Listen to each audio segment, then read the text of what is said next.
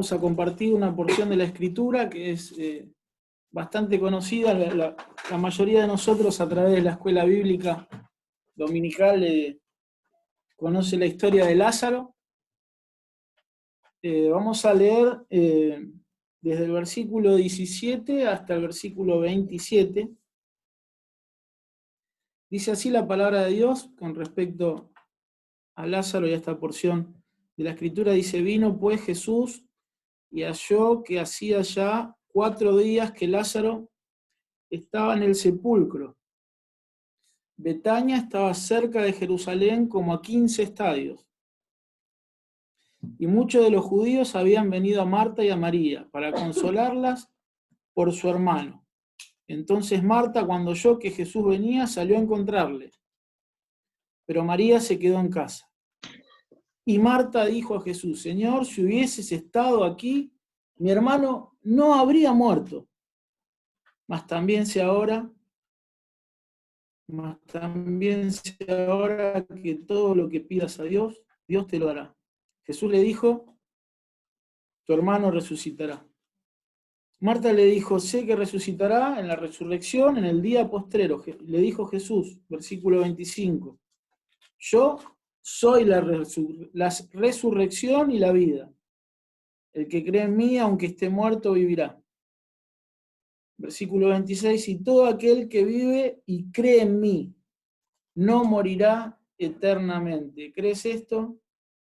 Versículo 27 le dijo: sí, Señor, yo he creído que tú eres el Cristo, el Hijo de Dios, que has venido al mundo. Sin lugar a dudas, es una porción de la Escritura que hemos compartido en muchas oportunidades, pero no por eso nos permite tomar principios y aprendizajes, y sobre todo para aquellos que todavía no han aceptado a Jesús, es fundamental, porque es bien clara la palabra. Fíjese que la primera indicación de todo el texto tiene que ver con Lázaro. Y lo primero que se dice es que hace 4 días que ya había sido colocado en el sepulcro Lázaro. Y parece un dato que no tiene mayor relevancia, pero usted tiene que entender, nosotros tenemos que pensar que en los entierros, en el pueblo de Israel, en los judíos, ¿qué es lo que se hacía? Primero se tomaba el cadáver y se lo cubría con ungüentos aromáticos. Todo el cadáver. Después se colocaban las vendas arriba y el cuerpo, las vendas retenían al cuerpo. Y era una creencia judía, además de este proceso que se hacía con los muertos, y esta creencia judía enseñaba algo. Y lo que enseñaba es que el muerto, el alma del muerto quedaba junto al cuerpo durante 3 días.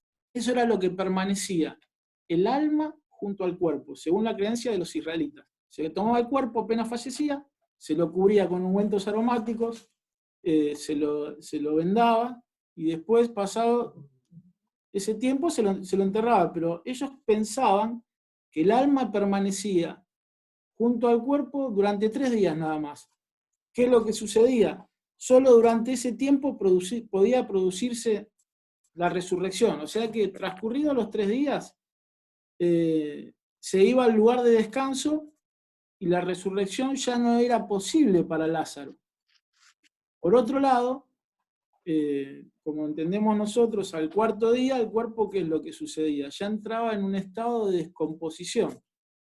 Y la noticia que Jesús recibió, la primera noticia que el Señor recibe, según la Escritura, al llegar a Betania, era que su amigo estaba en el sepulcro desde hace 4 días.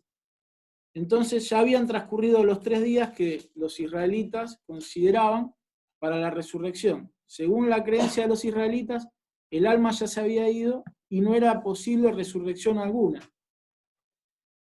Pero hay otros datos que también son interesantes, y uno es con respecto al deber que tenemos nosotros, los cristianos, de acompañar en duelo a los hermanos. Y esto es un privilegio, porque en una parte de la Escritura dice que se habían acercado los judíos, habían ido a donde estaba Marta y María para consolarlas por la pérdida de Lázaro, por la pérdida de su hermano. Y es un deber acompañar en duelo a los hermanos. Es un privilegio, es un deber cristiano.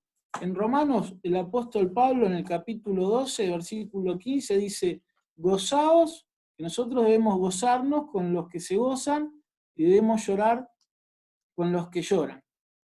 Pero la escritura continúa y nos vamos acercando al pasaje central de esta prédica. Es que en un momento Marta le dice, si hubiese llegado un tiempo antes, mi hermano estaría con nosotros, estaría vivo. Y estas palabras que está haciendo Marta están declarando la fe en Jesucristo, porque ella era consciente que si Jesús hubiese podido evitar la muerte de su hermano, pero ¿sabe lo que pasa muchas veces cuando nosotros estamos atravesando el dolor? Muchas veces cuando estamos atravesando la prueba, la dificultad, nos olvidamos del poder de Jesús. Nos olvidamos como Marta, que Jesús había sanado gente, había sanado enfermos a la distancia. Muchas veces cuando todo nos va bien, es fácil creer. Ahora cuando empiezan las pruebas, cuando empiezan las dificultades, nos puede pasar como le pasó a Marta. Si hubieses estado aquí, esto no hubiese pasado. Jesús había curado gente a la distancia. Jesús le dice a Marta, le responde, le dice algo que Marta no había pedido todavía. Jesús le dijo, en el versículo 23, dice ahí en la porción, dice, tu hermano va a resucitar, Marta. Marta no había pedido nada. Lo único que hizo Marta, ¿sabe qué fue? Cuando se presenta al Señor, le recordó, si vos hubieses estado acá, esto no hubiese sucedido. Pero Jesús lo que hace es lo mismo que hace con nosotros hoy, en este tiempo de dificultad, en este tiempo de prueba. Cambia nuestro enfoque del presente, del pasado, y pone nuestra visión en el futuro, en un futuro lleno de esperanza. Jesús le dice, Marta, tu hermano va a resucitar. Marta le dijo, porque ella entendía que él le decía de la resurrección final, donde todos vamos a resucitar, donde vamos a pasar una eternidad con Dios. Entonces, ella creía que él la estaba consolando, que él le estaba diciendo, bueno, al final del tiempo, de los tiempos, todos vamos a resucitar. Aquellos que hemos aceptado a Jesucristo como nuestro único y suficiente Salvador. Pero no era eso lo que le estaba diciendo Jesús a Marta. Lo que le estaba diciendo Jesús a Marta era algo diferente. Él le decía, y esta es la porción central, el versículo en el que quiero que nos enfoquemos. Versículo 25. Le dijo Jesús, yo soy la resurrección y la vida. El que cree en mí, aunque esté muerto, vivirá. Fíjese que no había ninguna condición a favor para que Jesús resucite a Lázaro, ni desde la creencia de los judíos, que al tercer día el alma abandonaba el cuerpo y se iba a un lugar donde ya no era posible la resurrección. Cuando se aproxima, lo primero que tiene es un reproche, vos no estabas acá, si hubieses estado con nosotros esto no hubiese pasado, pero a pesar del reproche había una declaración de fe.